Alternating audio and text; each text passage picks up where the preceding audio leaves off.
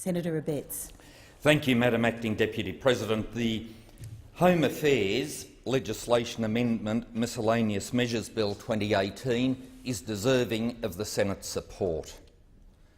The amendments proposed by Senator Storer and the Greens do not deserve the support of the Senate.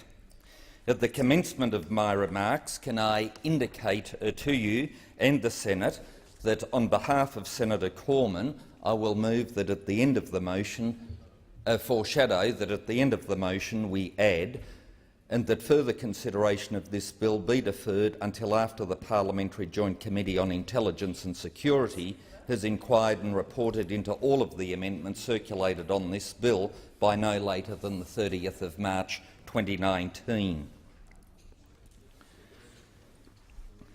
Madam Acting Deputy President, the ongoing updating of legislation to keep it relevant is vital, and that is what this bill seeks to do in relation to matters home affairs.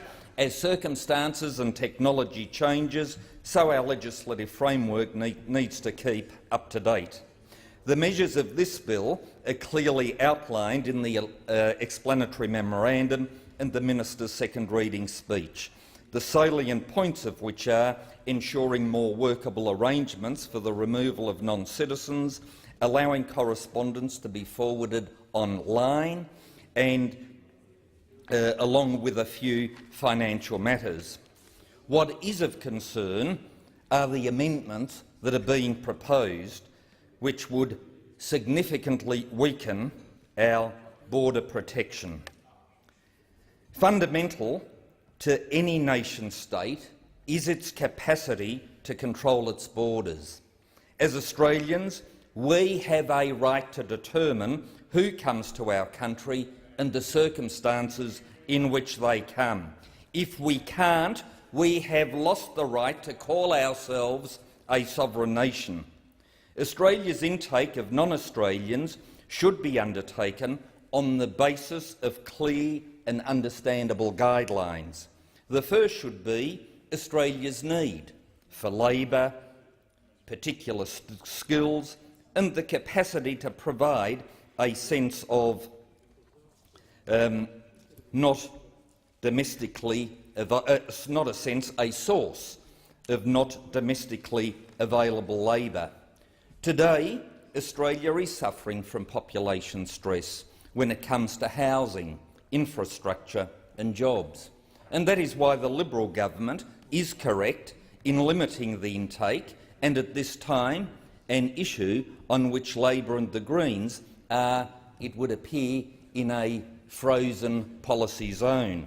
Frozen because they have no policy of their own to offer the people of Australia, and they aren't able to bring themselves to fully embrace that which is common sense.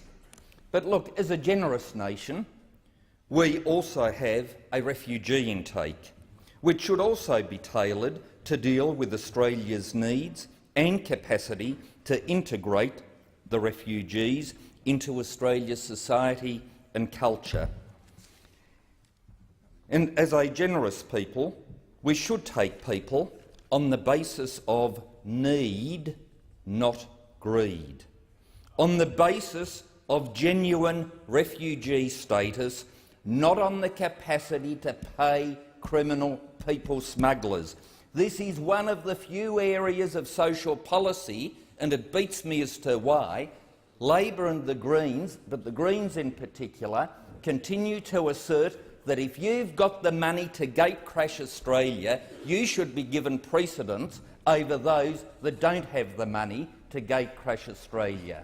Now, where is the social justice in that? None whatsoever. Completely devoid of social justice and, might I add, completely devoid of compassion for those that do not have the financial resources.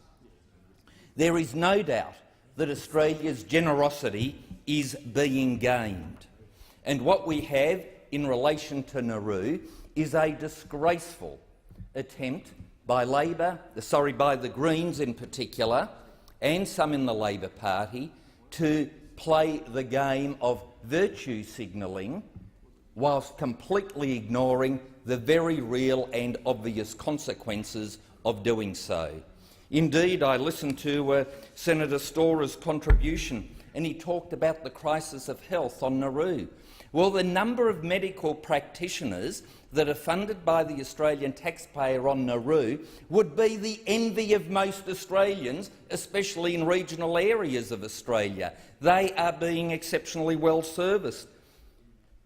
Senator Storer referred to the, I think, 12 people that died in offshore detention. Strangely, he omitted 100 times that number, 1,200 people that drowned at the hands of criminal people smugglers.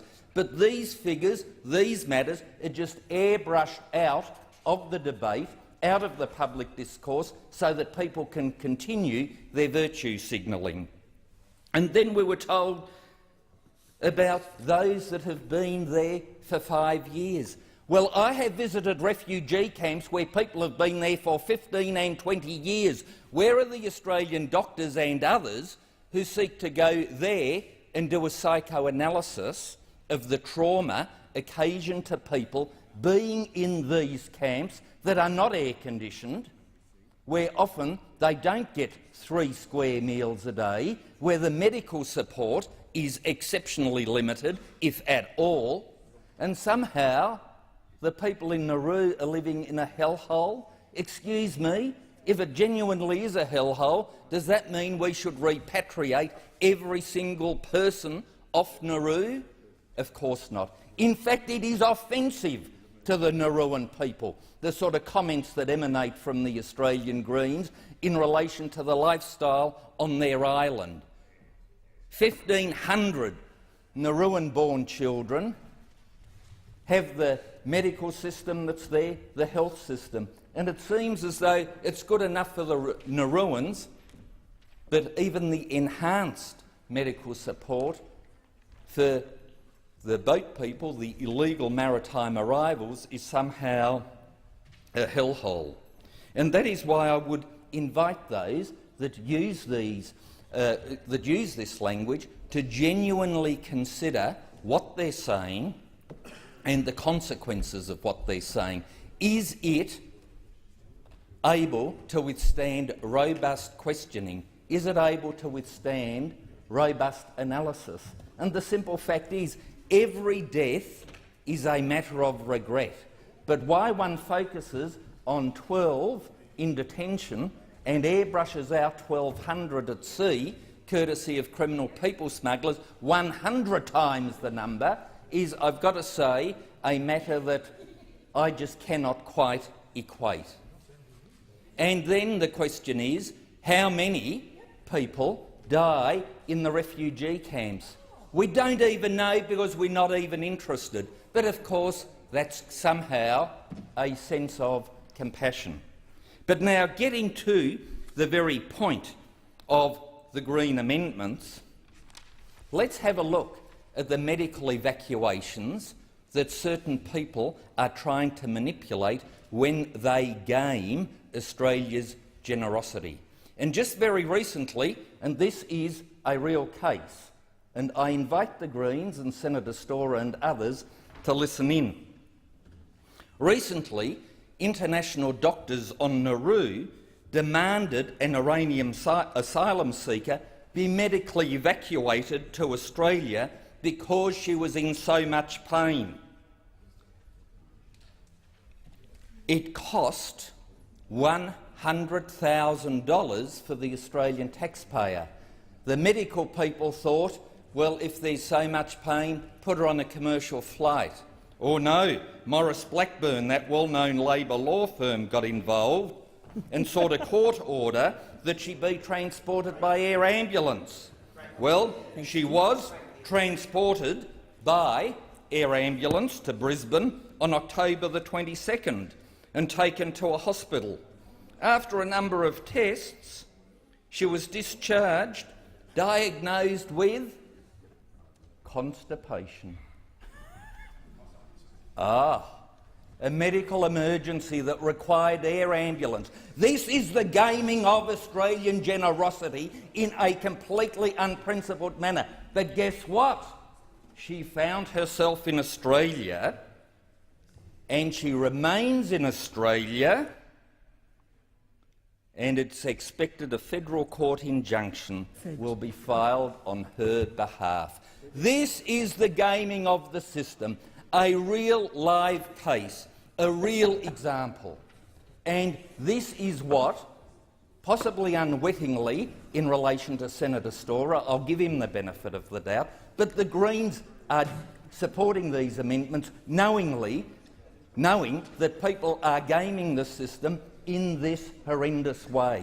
And can I say to the Greens and to Senator Storer, because I've never had a discussion with him about this, but when I visited the refugee camps in Western Thailand, one of the people that was able to speak English, the very first question I was asked as I arrived